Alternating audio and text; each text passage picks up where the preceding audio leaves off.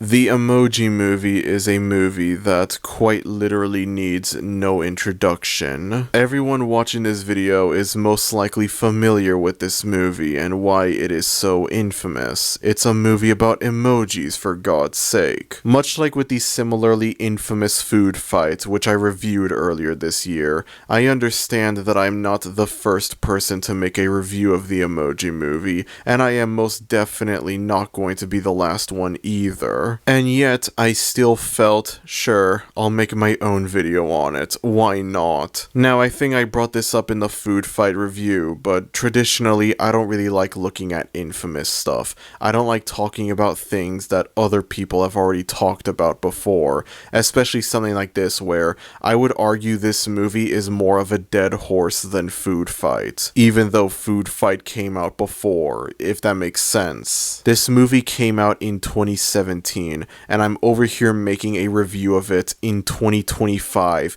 8 years later. And yes, in only 2 years, less than 2 years actually, this thing turns 10 years old. Jesus Christ, man. I remember when this movie was first announced back in, I believe, 2016, and almost instantly it was ridiculed online. People thought, oh my god, they're making a movie about emojis? Are you serious, man? It was the most creatively bankrupt thing you could possibly think of, but it was indeed happening. And then we would get trailers for the movie, and they just seemingly reinforced the idea that, yeah, this movie is going to be bad. This movie is going to be a soulless cash grab. And then the movie came out in the summer of 2017. It was almost immediately panned by critics and audiences alike, and today it is widely seen as one of the worst animated movies ever made. And of course, I cannot make a post-2019 review of the Emoji Movie without also acknowledging that Sony Pictures Animation, the studio behind this movie, would put out a little movie called Spider-Man Into the Spider-Verse a year later at the end of 2018. And to say that the reception to Into the Spider-Verse was a complete 180 from the Emoji Movie would be a massive understatement. To go from this corporate laughing stock animated movie that just screams creative bankruptcy to one of the most creative, unique animated movies ever made, as well as one that would end up revolutionizing animated movies as we know it, to the point where throughout the 2020s we would get tons of animated movies that tried to do what this movie did with its animation style, most of them succeeding, keyword most of them, and then also spawning a sequel in 2023 that would be similarly acclaimed, as well as a third and final installment in 2027 that will very likely also be a masterpiece, making what could possibly be the greatest animated movie trilogy of all time, the animated movie equivalent to the Lord of the Rings trilogy or the Star Wars original trilogy, is nothing short of incredible. I want to briefly acknowledge Beyond the Spider-Verse is expected to come out shortly before the Emoji Movie's 10-year anniversary, and there's just something weirdly beautiful about that information to see how far Sony Pictures Animation had gone. They went from being the studio that made the Emoji Movie to the studio that changed 3D animation as we know it, revolutionizing 3D animation in a way that hasn't been seen since Pixar's golden age in the 90s and 2000s. Once again, I understand I am not the first person to make a review of the Emoji Movie, and I most definitely won't be the last person to make a review of the Emoji Movie. I usually don't like making videos reviewing infamous stuff, dead horses and whatever, stuff that tons of other people have already made videos on, but sometimes I make an exception when I feel that there is new stuff that I could add to the discussion of the infamous thing. In which case, that's what I felt with the Emoji Movie. It never once crossed me the idea of ever reviewing the Emoji Movie, and then shortly after I reviewed Food Fight earlier this year, I made a review on a similarly infamous animated movie, and I guess it just made me realize, you know, maybe I could review the Emoji Movie. Maybe there might be like new unique stuff for me to go over with the Emoji Movie. Like, obviously, yeah, I'm going to bring up what other people have said about the movie, but I feel like there are new exclusive things that I could say about the movie myself. Something to add a little bit of a fresh perspective to the movie. Something to justify making a review of the Emoji Movie in 2025. So let's get this thing started, shall we? The Emoji Movie is a movie about emojis. Who would have thought? If there's one thing that I will praise this movie for, it has great animation. Nobody can deny that this movie has great animation. I think that this movie looks really good visually. Unfortunately, good visuals are not enough to make a good animated movie. I'm sure at some point I wanted to watch this movie in theaters for irony purposes because, you know, yeah, it would make for a funny meme, haha, whatever. And then there was a part of me that thought, no, I shouldn't do that, because what happens if the movie ends up making a lot of money? That could potentially cause a sequel to happen. If I went to go and see this movie, even if it was ironically, even if it was to laugh at how bad it was, I would still be giving money to this movie, and I would likely cause a sequel to happen. This was also back during a time when I thought, no, sailing the seven seas is wrong actually, I can't do that, I'll get in trouble if I do that, I don't want to sail the seven seas. Yeah, I was really stupid back then, no need to rub it in on me. I never watched the movie in theaters, nor did I sail the seven seas for it. It wouldn't be until the movie came out on home media, on DVD, around like October, November 2017, that's when I finally watched the movie. I waited for the day that it came out, and let me just say, I've never felt more embarrassed going into a Target before in my entire life.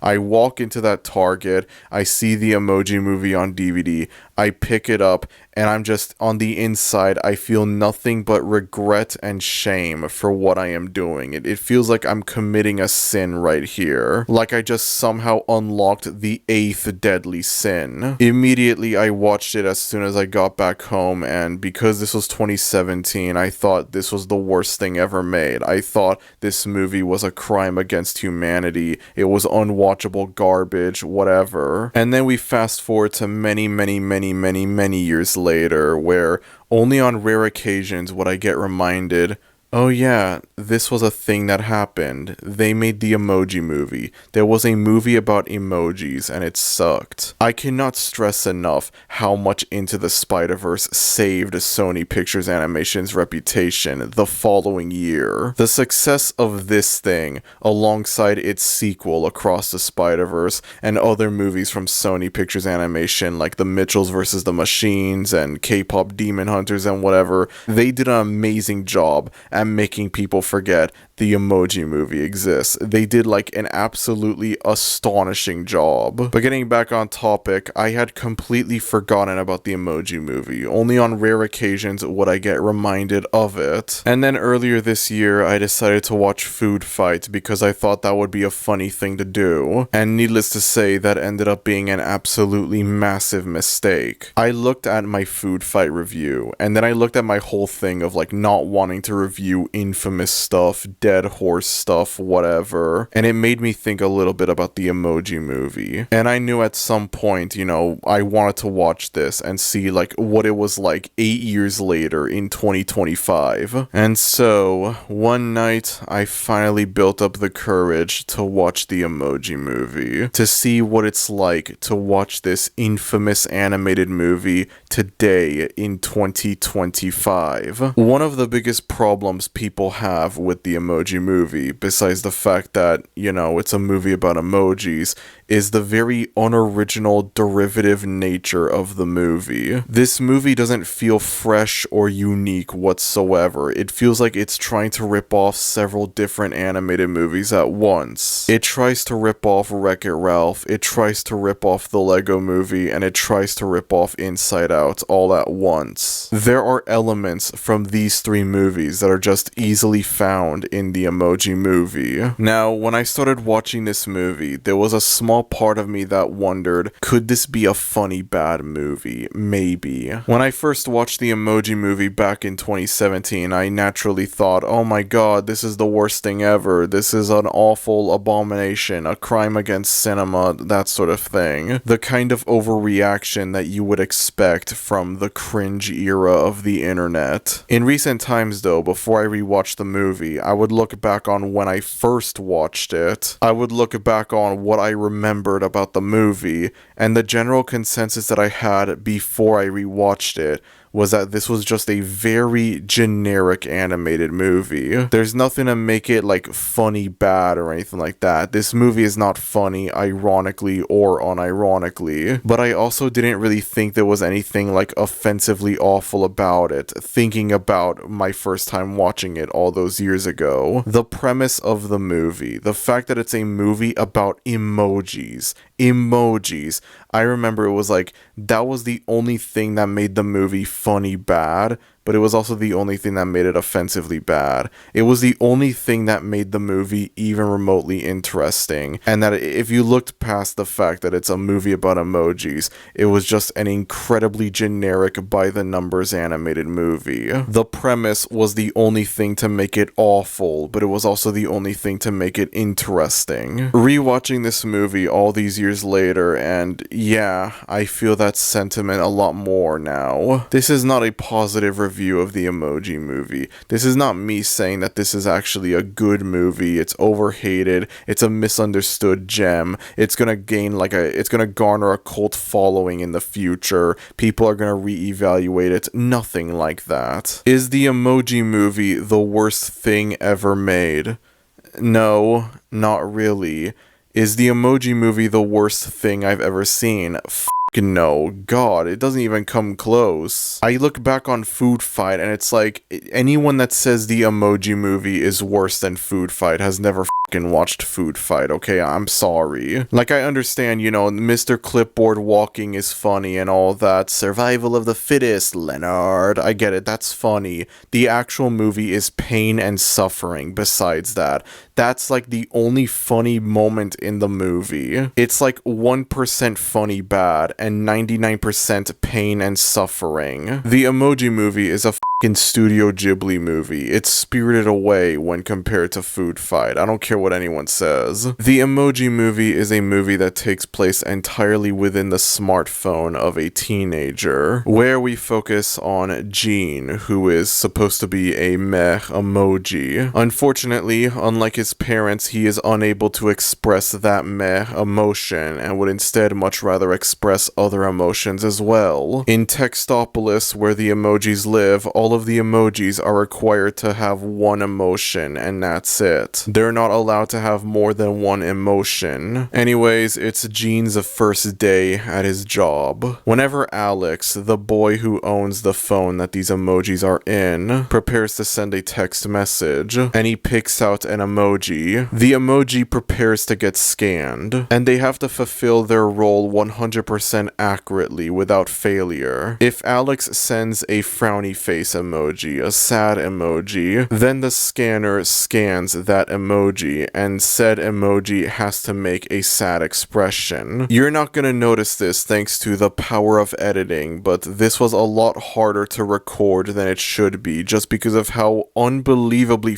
stupid this idea is. Gene gets selected, he tries to do a meh face, and then he panics and he does like all kinds of like different emotions. And then we have the main villain of the movie, Smiler, who's like the leader of the emojis. As Gene panics, he ends up destroying the scanner and the workplace and whatnot. And so Smiler believes that Gene is a malfunction. She plans on deleting him, but Gene believes there is a way to get fixed. He comes across an underutilized emoji named High Five, voiced by James Corden, and the two of them explore the outside of Textopolis all around Alex's phone in order to find a mysterious hacker emoji named Jailbreak, who will help fix Gene's malfunction and make High Five one of the more popular emojis again. This is genuinely the stupidest plot for a movie. It's very easy to see why this became the butt of many jokes. It's very easy to see why this became the subject of so much ridicule. It's not even just the idea of the movie, the idea of making a movie about emojis. It's also just a ridiculously stupid premise that feels so derivative of other animated movies. Wreck-It Ralph, Inside Out, the Lego Movie, you name it. This is trying to be like several different animated movies. You know, the crazy thing is, I get a little bit of Food Fight vibes from this movie. Not in terms of quality, of course not. This is significantly better quality than Food Fight.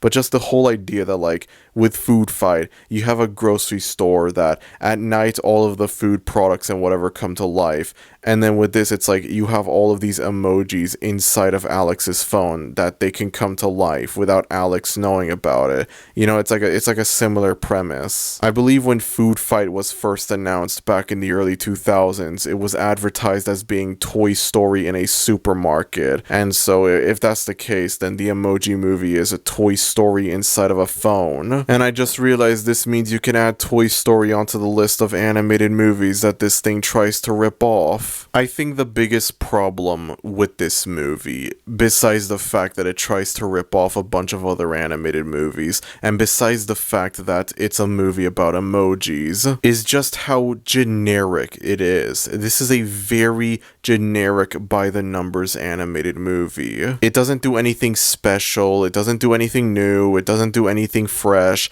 I get it. This is a ripoff of several other animated movies, but even looking past that, this has a very, like, been there, done that feel. I feel like even if these three movies never existed, the Emoji Movie would feel like a very generic, derivative animated movie. It's a very generic story where you have these three misfit characters go on this adventure to do something. They come across all kinds of different product placement, YouTube, Spotify, Instagram, etc. For most of the movie, Gene wants his malfunction to be fixed, and then by the end of it, he just embraces the fact that he is a malfunction, and it ends up working perfectly. It's a very unoriginal, predictable story. Even if Wreck-It Ralph and the Lego Movie and whatever never existed, this is still far from a unique, original animated movie. It just makes me think of yet another animated movie. It makes me think of something like B-Movie, which, God, I wish Jerry Seinfeld wasn't a person, because I really want to remake that B-Movie video I made a few years back. Something that I brought up in that B-Movie video was the bait and switch feel of the movie that not a lot of people really acknowledged. B-Movie starts off as a relatively generic movie. It makes you think that you're gonna watch a generic, harmless, inoffensive animated movie about bees. The movie starts off with Barry over here wanting to get a job as a pollen jock, wanting to go outside of the hive and collecting pollen to make honey inside of the hive. And then his loved ones, his parents, his friend Adam, they forbid him from doing so. They try to convince him to do something else instead. And so it makes you think this is the plot of the movie. It's going to be a very generic, unremarkable animated movie about a bee who wants to pursue a job and then he's unable to. And then the movie either ends with him not getting his dream job and instead being grateful for whatever other job he has, or he gets his dream job and he's grateful for it and whatever. Very predictable, generic stuff. And I mean, like, yeah, the latter kind of does happen in the movie, but then fairly early on, the pollen jock story is completely abandoned, and then out of nowhere, the movie becomes a romance story about the relationship between a bee and a human. And then, as if that wasn't bizarre enough, the movie quickly becomes a courtroom drama where this same bee tries to sue the entire human race because he believes that they are stealing honey from the bees. It is a complete 180 from how the movie started off.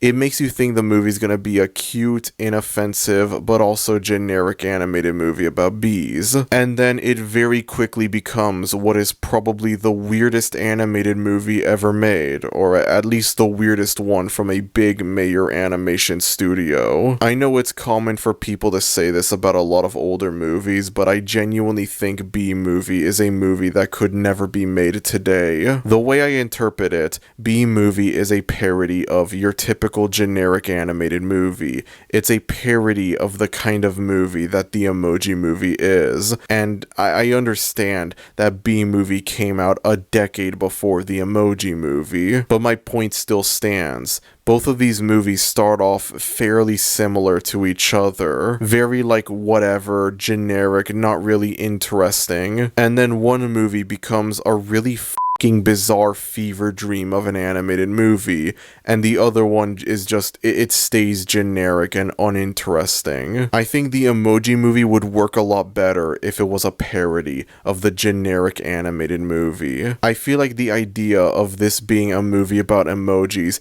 could help out with the parody aspect. To come up with such a creatively bankrupt idea for a movie and have it be like, you know, have it say something, have it be like a commentary on like crappy generic animated movies. I think it would work a lot better that way. I understand that people don't like it when a movie has like meta, ironic, self-aware humor in it, but I think the Emoji Movie is the rare movie that would benefit from having that in it. The fact that this movie takes itself completely seriously, the fact that it's so earnest with the story that it wants to tell, there's never a moment where the movie is aware of how ridiculous and stupid it is, that should make it funny, and yet unfortunately it isn't, because at the end of the day, this is a generic animated movie. The ironic novelty that should be there isn't there. There's like a very tiny bit of it that's there, but it's not enough to even recommend the movie for ironic watchings or anything like that. The large amount of product placement that is found all around the movie just makes it feel even more soulless and corporate than it already is. This movie takes place entirely within a smartphone, and so naturally there are several real-world apps that are included. You have YouTube, Facebook, Instagram, Twitter, Spotify, Candy Crush, Just Dance, the list goes on, and it makes the movie feel even more like a commercial than it already is.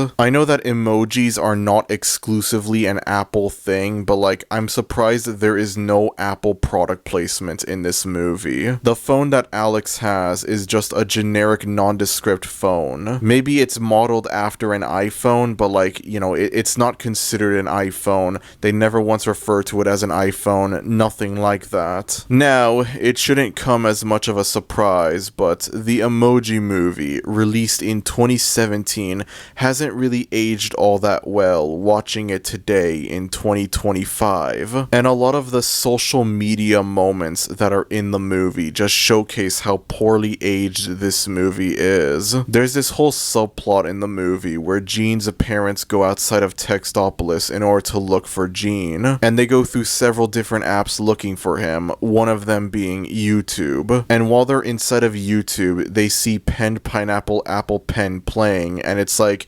Jesus, man, that's how you know this came out in 2017. I genuinely forgot that this was a thing. I forgot that Penned Pineapple Apple Pen was a thing until I rewatched this movie. If I recall correctly, Penned Pineapple Apple Pen was already a dead, irrelevant meme by 2017, by the summer of 2017 when this came out. Penned Pineapple Apple Pen, I remember being more of like a late 2016 meme, and then it just completely fell into irrelevancy by the time this came out. A lot of like the viral meme references that are in this movie, the stuff that's referenced in this movie, I'm pretty sure was like already outdated by the time this came out. It's not even just Penned Pineapple Apple Pen. There's a scene in the movie where High Five says, "Bye Felicia," and it's like, I guarantee you, nobody was saying bye Felicia in 2017. That was like a Vine thing. That was like from the Vine era. That was like 2014, 2015, whatever.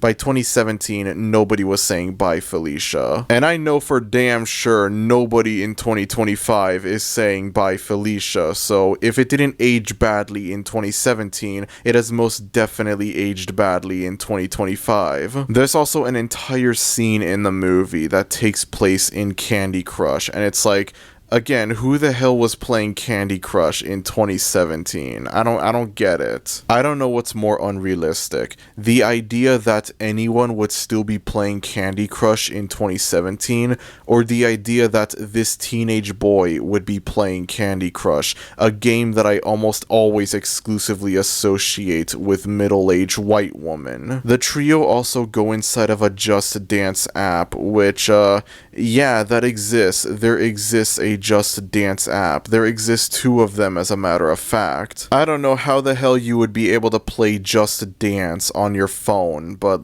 okay, sure. And real talk, why is the Just Dance product placement girl from the Emoji Movie kind of bad? Like, you know, honestly, hear me out, y'all. Hear me out. You know what my favorite thing about this whole thing is? The app gets deleted. There's a scene where Alex deletes the Just Dance app while the three emojis are inside of the app, and so they try to get out of it. They try to escape it. Gene and Jailbreak manage to escape, however High Five ends up inside of the trash. And so there's this brief subplot where Gene and Jailbreak try to rescue High Five from the trash. And while High Five is in the trash, we see the Just Dance girl is there crying. And it's here that we learn every hour or so, every day or so, 24 hours, I don't know, after a certain amount of time, everything that's in the trash automatically gets permanently deleted. And then of course Gene and Jailbreak rescue High Five from the trash. However, the Just Dance girl is never seen again. The last time we see her in the movie, she's crying in the trash. And it's never shown once. It's never implied at all that like Alex reinstalls the Just Dance app or anything like that. The movie ends with a dance sequence, because of course it does,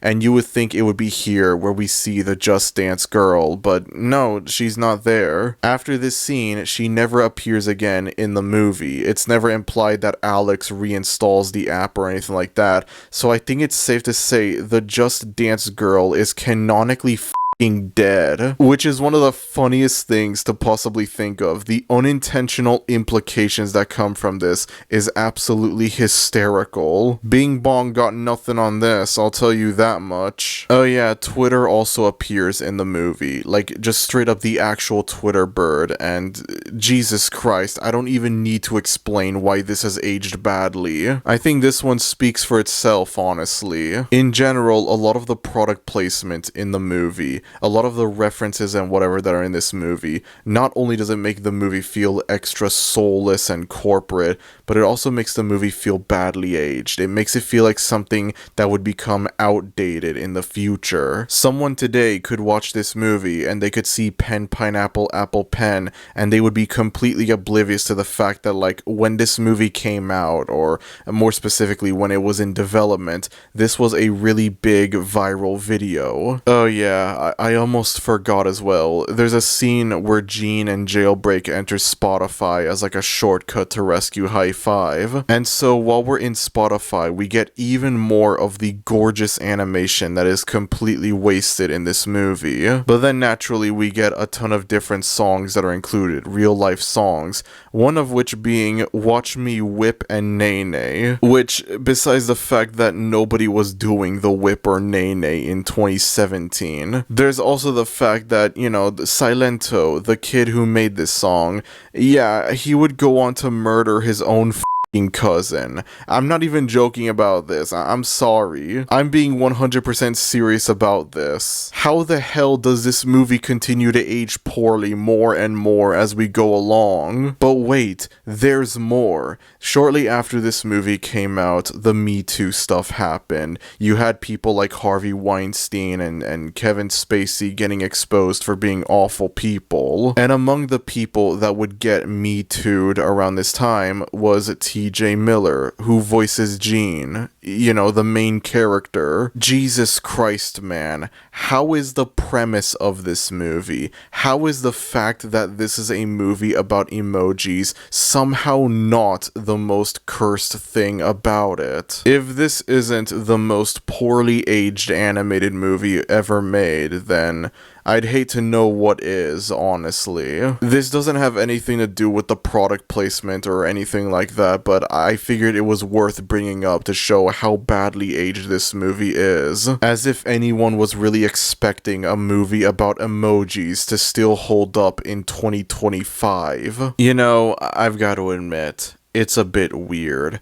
I look at the product placement in this movie. I look at the apps and brands and whatever that are featured in this movie. And it's like, yeah, this is an unapologetically commercial movie. This is a movie that is full of product placement, and it has zero shame in being full of product placement. But while I was watching this movie, I started thinking about two other animated movies that this tries to rip off: Wreck-It Ralph and the Lego Movie. And how, even though these are great movies, they're also unapologetically commercial as well. The former, Wreck-It Ralph, is a movie that, yeah, it has fictional video games in it. It has video games that were made exclusively for the movie, like Fix-It Felix Jr. and Sugar Rush and whatever. However, Wreck-It Ralph also contains real video game characters in it. And then the latter, the Lego Movie, it's a movie about Legos. It's a movie that's all about Legos.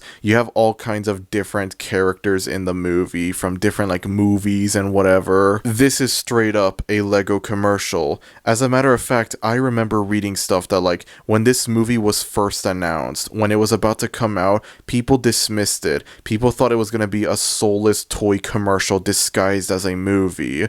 And then the movie came out and it turned out amazing, and it made people forget about this stuff.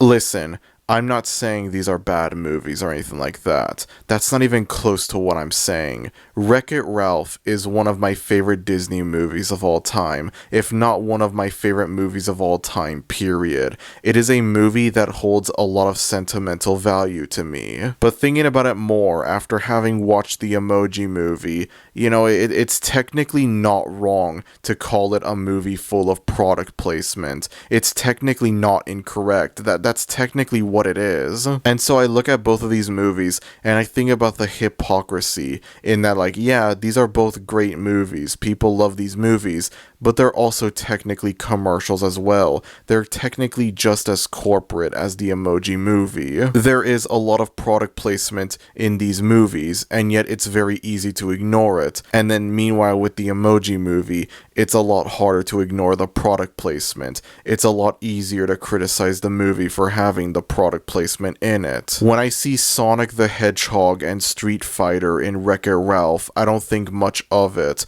When I see Candy Crush and Just Dance in the Emoji Movie, I think, yeah, that's product placement, definitely. That's so corporate and cringe, man.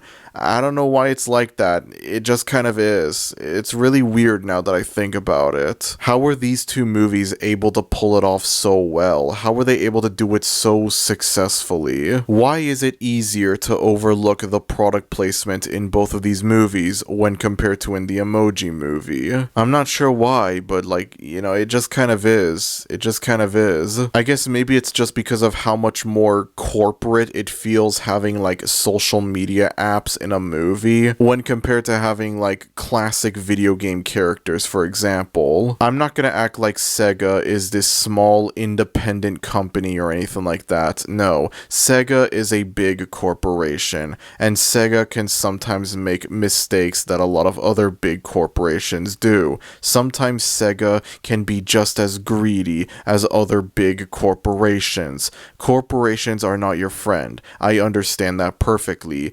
And yet, seeing Sonic in Wreck-It Ralph doesn't feel as corporate as seeing Instagram or Twitter or whatever in the Emoji Movie, if you get what I'm saying. And then as if that wasn't enough, this movie tries to have a woman empowerment message in it that it's just kind of there. It's not really fully explored in the movie. It's only really acknowledged on rare occasions. So the whole thing with Jailbreak is that she's supposed to be like the hot alternative hacker emoji. God damn it, I think I might have said that out loud. And as it turns out, plot twist, she used to be like a princess. There's like these group of princess emojis that appear at the very beginning of the movie. And I guess Jailbreak used to be one of them, and then she was like, no, I don't want to be a princess. Girls don't have to be princesses. And it's like, the problem is not the feminist messages themselves. The problem is that there's feminist messages in the Emoji Movie of all things. There's a scene in the movie where Jailbreak says something along the lines of like, oh, men are always taking credit for things that women come up with first. And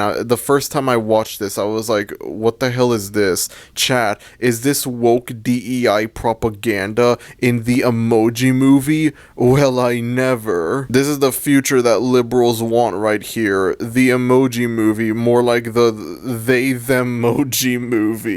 And then it's just never really acknowledged again after that. Like, this whole thing just kind of goes nowhere. It's barely in the movie, and so it just makes me question, like, why is it even in the movie in the first place? And even if there was more of this that was explored in the movie, it's like, what girl, what woman would want to feel empowered, seen, represented, whatever, from the Emoji Movie? I don't even understand the logic behind that. Listen, y'all, if this was about male empowerment, this would still be really weird, okay? Don't get the wrong idea. Are there any redeeming qualities to the Emoji Movie? Yes, there are, surprisingly. There are good things that I can say about the Emoji Movie. For one thing, once again, I have to acknowledge the animation is really good. I have to acknowledge there are moments in the movie where I think it can actually look really gorgeous. There is one unironically funny joke in the movie, and it's at the very beginning of the movie. So at the start of the movie, while Gene is heading to his first day at work, he bumps into these emoticons, and in the world of Textopolis, emoticons are supposed to be like old elderly people, and I found this to be a surprisingly pretty funny, clever little joke, something that I would never expect from the Emoji Movie. This was an actual, honest-to-God, unironically funny joke in the Emoji Movie.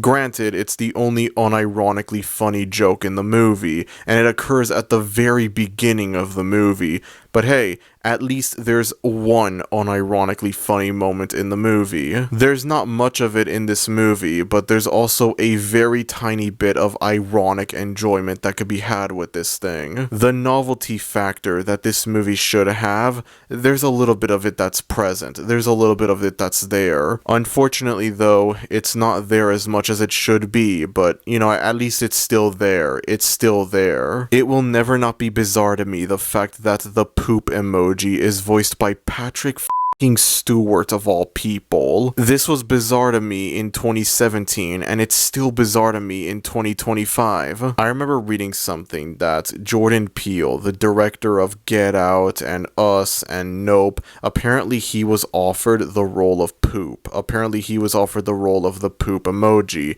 and he turned it down. He declined it. And if I remember correctly, this offer was what made him quit acting and instead focus solely on directing and producing, which only makes this even funnier. The large amount of memes, the large amount of mockery and ridicule that people would give to this movie throughout early 2017, that was like, you had to be there. You genuinely, honest to God, had to be there to witness it, man. I just think about the summer of 2017, when there were 3 things that the internet was mocking and ridiculing non-stop. The Rick and Morty fanbase, It's Everyday Bro, and the Emoji Movie.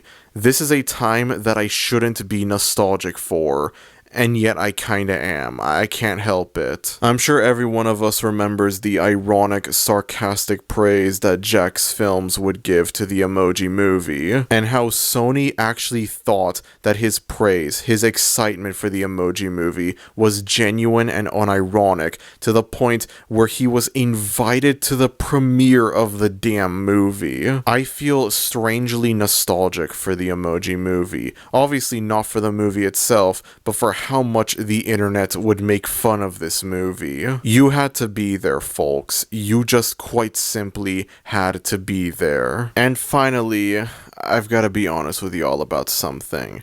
This is not me defending the Emoji Movie. This is not me saying that the Emoji Movie is a good movie or anything like that we should reevaluate it, it's overhated. That is not even close to what I'm saying here, okay? The Emoji Movie is not a good movie. The Emoji Movie is a bad movie, but it's not unwatchable, contrary to popular belief. A lot of people would give this movie a 0 out of 10, and I mean, like, yeah, it's a bad movie, but I don't know, that feels kind of harsh for a movie that's just really generic at worst, you know? I feel like this movie is more like a 3 out of 10 rather than a 0 out of 10. The premise of this movie, the creatively bankrupt idea of a movie about emojis, that's the only thing that makes this movie really awful. That's the only thing that makes it feel like, wow, this is one of the worst animated movies ever made. If you looked past that, this is just a very painfully generic by-the-numbers animated movie. If this movie wasn't about emojis, it wouldn't be anywhere near as hated, I guarantee you. At the same time though, the fact that this movie is about emojis is the only thing that makes it even remotely interesting. It's the only thing that makes it funny bad. This feels like the kind of movie that should have that, like, ironic so bad it's good appeal, but like, it doesn't. It doesn't have that funny bad novelty. A little bit of it is there, a very tiny bit of it is there, but not by much. The premise of this movie is the only thing that makes it offensively bad, but it's also the only thing that makes it interesting. It's the only thing that makes it funny bad. If you looked past the movie's creatively bankrupt premise, this is just a very generic by-the-numbers animated movie. This is obviously a bad movie, but it's not unwatchable necessarily, you know? If you paid me a lot of money to sit through this movie again, yeah, I would do it. I don't see why not. The movie's only an hour and 26 minutes after all. It's not like this is a super long movie. I still wholeheartedly believe that this movie could have worked if it was a parody of, like, crappy generic animated movies, instead of being a crappy generic animated movie itself. I could see this being like a meta commentary, like a self-aware ironic movie that knows that it's corporate and soulless and whatever, and so it would serve as a parody of like crappy generic animated movies that you would expect from like Illumination or whatever. It's like in the same way Shrek was a parody of Disney, this could have been a parody of Illumination. This could have been a parody of the kind of like generic, crappy, safe animated movies, the corporate animated movies that like Illumination would put out. And I mean, like, it could be like any animated movie in general, but like just specifically using Illumination movies like the Minions and whatever as an example. Something like this could have been like a parody in the same way like B-Movie was an unintentional parody of generic animated movies. And instead, this thing is a generic animated movie in of itself. This movie is the exact thing that it should be parodying instead. And yet, despite that, in its current state, this movie is bad, but it's not the worst thing ever made. Now, I'm gonna go ahead and say something that may or may not be controversial. I know for a fact that back in the day, in like the late 2010s, this for sure would have been controversial, but nowadays in 2025, I'm not sure exactly how controversial it will be. This is probably the most positive thing anyone could ever say about the Emoji Movie, but I unironically think it is a much better movie than Ralph Breaks the Internet. I hate Ralph Breaks the Internet far more than I do the Emoji Movie, and I have the reasons to back it up, okay? Hear me out on this, please. Hear me out. For one thing, the Emoji Movie is just a one-off crappy film, and that's it. It's not a sequel. It's not connected to any other, like, pre-existing animated movie. It's nothing like that. It's just this one-off standalone film, and that's it.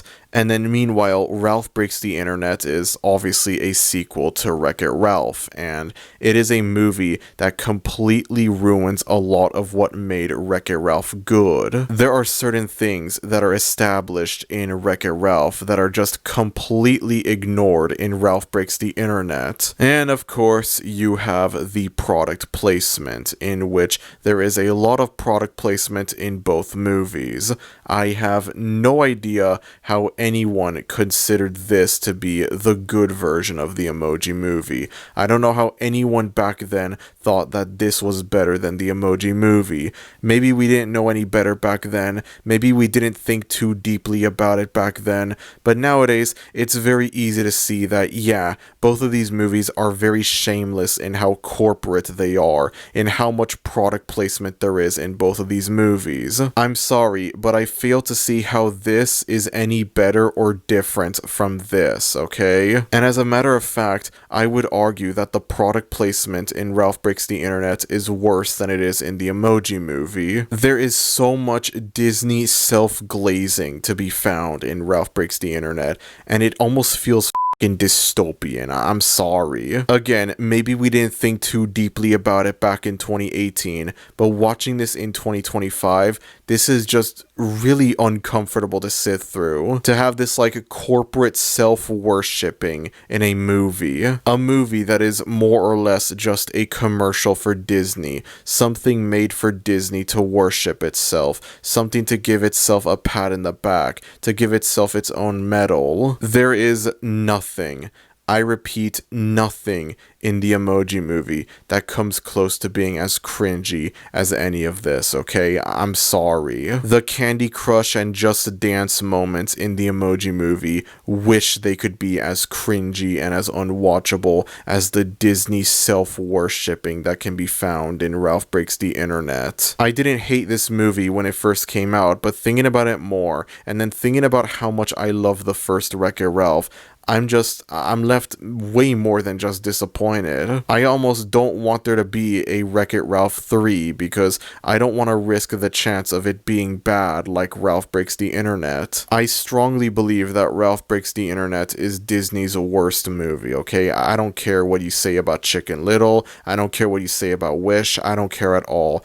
I would rather watch those than Ralph Breaks the Internet. There are a lot more positive things that I can say about those two movies than Ralph Breaks the Internet. And yes, indeed, I would much rather watch the Emoji Movie over Ralph Breaks the Internet. Again, I don't know how controversial of a take this may be in 2025. Obviously, this would somehow be a hot take in 2018, 2019. But in 2025, I wouldn't be surprised if there were a few people that actually agreed with me on this take, that the Emoji Movie, while also being a really bad movie, is significantly better than Ralph Breaks the Internet because of the aforementioned reasons. At the end of the day, though, the Emoji Movie is still a pretty bad movie. It's not funny bad, it's not entertainingly bad, but it's also not offensively bad either. If you looked past the premise of this movie, if you looked past the fact that this is indeed a movie about emojis, then what you end up with is a very generic, uninteresting, unremarkable, and forgettable animated movie. The creatively bankrupt premise of this movie is the only thing that makes it offensively bad, but it's also the only thing that makes it funny bad. It's the only thing that makes it interesting. None of this matters though, because the following year in 2018, not only would Disney put out a worse version of this movie, if you can believe it, the Emoji Movie went from being a ripoff of Wreck-It Ralph to being ripped off by Wreck-It Ralph, but also Sony Pictures Animation, the studio behind the Emoji Movie, would put out a movie around the same time as Ralph Breaks the Internet, and it's maybe the greatest redemption arc I think I've ever seen in animation history. At the very least, top 5, easily. Imagine putting out the Emoji Movie, and then 1 year later you put out one of the most influential and greatest animated movies ever made. That is fucking crazy right there. And yes, if anyone's wondering, I did indeed cry tears of joy when I watched the Oscars the following year and I saw this masterpiece win Best Animated Feature over Incredibles 2 and especially Ralph Breaks the Internet. Thank God for that, man. Thank God. Anyways, that's about it. If you enjoyed this video, then be sure to like, and if you're new to the channel, maybe consider subscribing, as it would be greatly appreciated. Thank you everyone for watching this video, and I will see y'all next time. Adios.